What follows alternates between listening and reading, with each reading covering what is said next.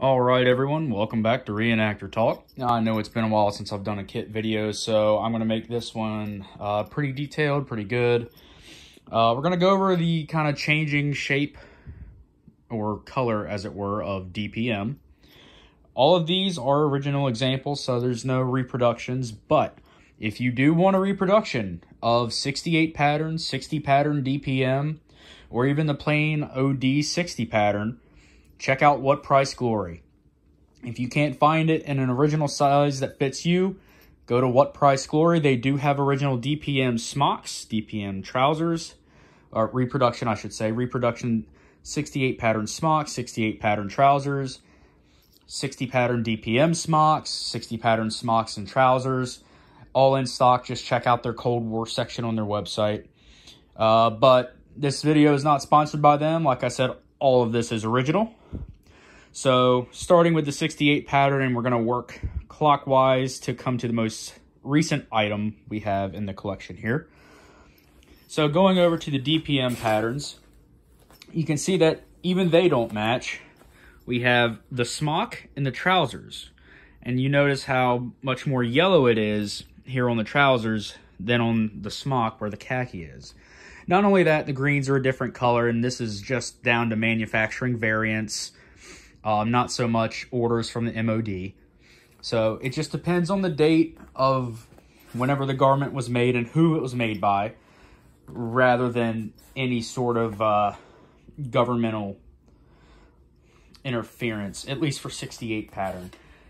Moving down, we have the parachutist smock in the middle here, just to prove it is a parachutist smock. So that's the 77 and the 84 pattern DPM style smock. See how much lighter it is than the 68 pattern or even the 84 pattern, which comes afterwards. Now this is an 84 pattern GS smock, not a parachutist smock. But this smock has seen a lot of heavy use, so when buying originals, take that into account. This smock is more than likely the most heavily used item I have in the collection, actually. If you don't believe me, all the wear and tear on the pockets and collar, and yet it's still perfectly good to wear. I don't wear it a whole lot because of how much it's actually been worn, but it is in the collection, and since it's had such heavy use, just watch out for color fading. You will see that on DPM just like any other military garment or really any civilian clothing as well. But that is something to keep in mind. Those aren't variances that you need to be concerned about. But moving on to the 84 pattern smock. I don't wear this one a whole lot. I don't like it. It's not that comfortable. A lot of the guys apparently said it wasn't that comfortable as well. But as you can see, it's a lot darker than either the parachutist smock or even the DPM smock for 68. And it's just kind of a continuing trend of going darker, almost. This one's also got a lot more brown and a lot more green. So we're going to skip this one for a bit because this one's kind of in left field. It's a little bit of an asterisk. Here is the Soldier 95 Combat Smock. So this is one of the last DPM garments made for the British military. As most of you know, they've switched over to MTP, which is a lot like US Multicam, but isn't exactly the same. Similar colorways and all that, but what's going on is they've gone a little bit lighter, straight away from the dark, and they've also switched buttons and a few other things, but there's a bunch of videos going over how the British smock has changed over the years, so I'm not going to beat a dead horse with that. But going over to this one, like I said, is in left field because this is actually a tropical garment. As you can see, there is no tag there. There is a tag under here, and it's just been worn out. So this is made in poly cotton, not in real cotton. I have one in real cotton, or actual cotton. That's not poly, just not here. It looks a lot like the 84 pattern. That's about the same time that it came in, so they have the same roughly colorway, if you will. This one's in poly cotton. It's done a lot differently as far as materials are concerned. So the material and the fabric and the color just different in general. It actually, on camera, looks a lot closer to 68 pattern, even though it's at least 20 years later. But that's just the long and short of the quick change of the DPM color in the British smocks. If I had an original 60 pattern smock in DPM, I could show you, but I don't. It's unfortunate, but that's just how it rolls. Anyway, they'd be too expensive. Regular 68 pattern smocks, you check on eBay. Someone who knows what they have will probably be selling one for £300, which is about $350, $400. So I just recommend getting the reproductions at this point, especially if you're reenacting. Now, if you're a collector, that's different. You're going to want something else. You're going to want the originals, I understand. But as a reenactor, don't worry about original clothing, because someone's going to end up making a reproduction. What Price Glory was probably smart to start making reproductions of it, because they are in higher demand. Just going to readjust this right there. All right. But yeah, so if you have any questions or comments, just leave them down in the comment section below. And there will be a sort of channel update as well, as far as where the channel's heading, what's been going on, because I haven't been the most active and the video quality is still pretty bad. I mean, I'm still using a phone, so yeah, I need a camera. But either way, so this is the general gist of DPM development as far as colors are concerned. You don't have to really worry about if they have dots on the edges or anything. That's really a collectorism. If you're a reenactor, just worry that it's DPM, worry that it's the right cut, and that it fits you. So, a good example would be this. Fits me. They all fit me. But this one fits really well, but I don't wear it a lot because of the condition. Again, original stuff, you really want to watch out for it. If you get it, great. If you don't, it's okay. Because you're going to be wearing it out at events. These I don't mind wearing because they're almost mint.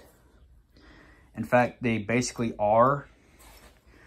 And actually, the next least minty thing is actually going to be the 84 pattern, which was a staff sergeant's. It even has his name in it and his number. So you'll see that, and you see where chevrons were. They were stuffed in the pocket. Or they still are, actually. I had to cut them off.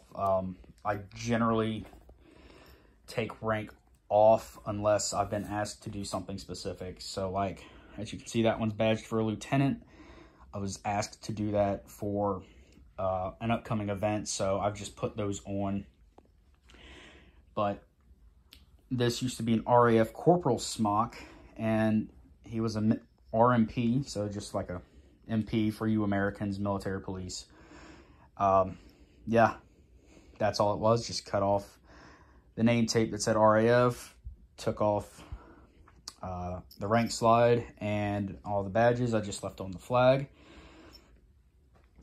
And that's actually one of only 3 garments I have that actually have the flag on it. So Soldier 95 and newer have the flag. Anything older generally doesn't. Case in point, the Tropicals and everything up here. And this is also an excuse for me just to break out the lightweight poncho and put everything on it. And I'm actually going to have to get a new poncho, or at least repair it. The seal around the neck's coming off, so. A-okay. So, like I said, this has been just a little bit of a kit update and a walk through the ages of British DPM. And, again, these are all original.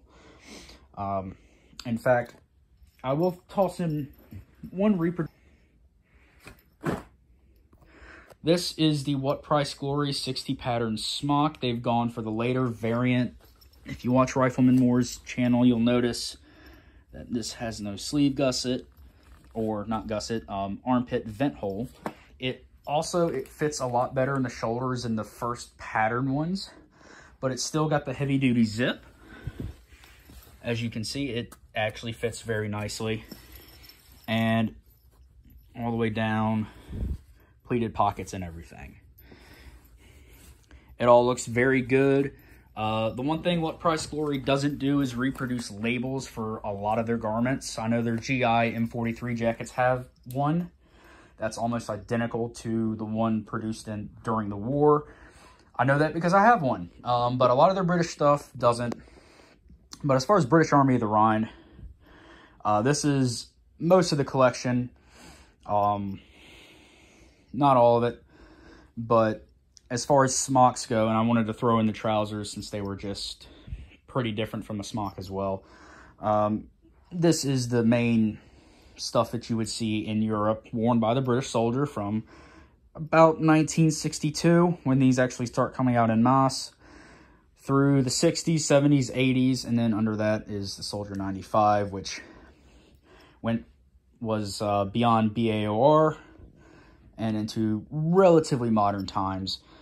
But like I said, this is the What Price Glory 60 pattern, and a lot of the vets over in the UK that have got these, or collectors that have got these and compared them to their originals, they love them. They posted pictures, and the only thing you can really knock this for is not looking worn in.